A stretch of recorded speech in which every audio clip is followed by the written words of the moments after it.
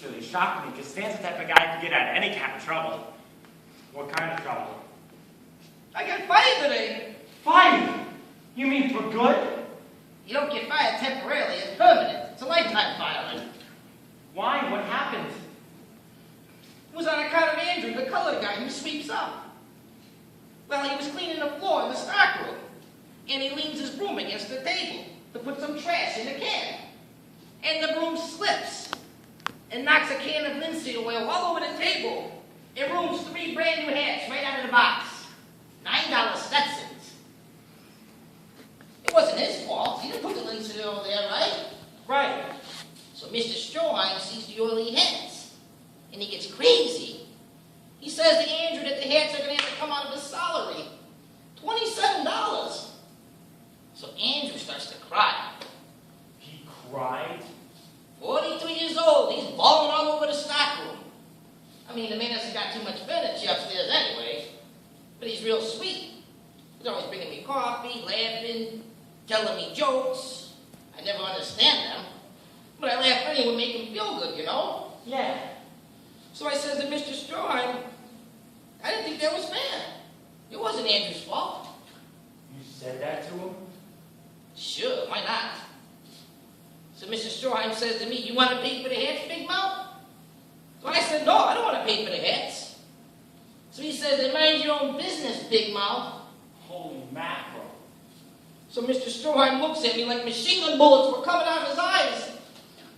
And then he calmly sends Andrew over to the factory to pick up 3 new hats. Which is usually my job. So this is what Mr. Stroheim tells me to do. What?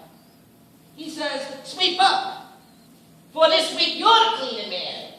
I can't believe it. Well, everyone's watching me now, waiting to see what I'm going to do. Even Andrew stopped crying and watched.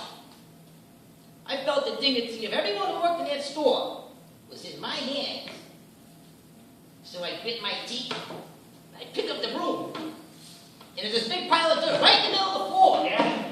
And I sweep it over Mr. Stroheim's shoes. Andrew had just finished shining them this morning, if you want to talk about the irony. I'm dying. I'm actually dying. You could see everyone in the place is about to bust a gut.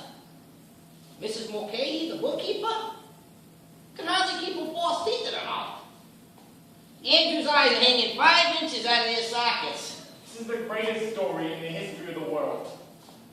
So Mr. Stroheim grabs me and pulls me in the back office, closes the door, pulls down the shades.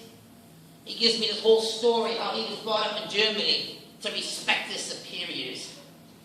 And then if he ever did such a thing like I did, he would have beat me in the cup and carried me away then. That's perfect. You got him down perfect. I said, oh yeah, buddy? But we're not in Germany. You said that to him? No, myself. I don't want to go too far. I was wondering. So anyways, Mr. Stroheim says he always liked me, thought I was a good boy. He's going to give me one more chance. He wants a letter of apology. And he wants a letter of apology by 9 o'clock tomorrow morning on his desk, or I can consider myself fired. I would have had a heart attack. What did you say? Said I was not going to apologize if Andrew still had to pay for the hats. He said that was between him and Andrew. And he expected a letter from me in the morning. And I said goodnight. Walked out of his office, got my hat, came home 10 minutes early. I'm sweating. I swear to God, I'm sweating all over. I don't know why I did it. I just got so mad. I mean, it just wasn't fair. If you give in when you're 18 and a half, you'll give in for the rest of your life, don't you think? I suppose so.